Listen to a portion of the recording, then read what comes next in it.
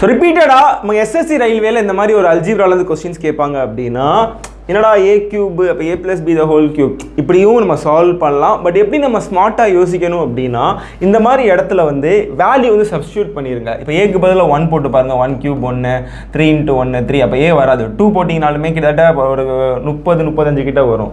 ஏக்கு பதிலாக 3 போட்டு பார்த்தீங்கன்னு வச்சுக்கோங்களேன், ஏக்கு பதிலாக 3 போட்டிங்கன்னா 3 கியூப் 3 ஸ்கொயர், ஏக்கு பதிலாக 3 போட்டிங்கன்னா 3 × a. ஸோ 9 3 கியூப்னா 27, இது ஒரு 9 × 3 27. அதுக்கப்புறம் பார்த்தீங்கன்னா இது வந்து ஒரு 9.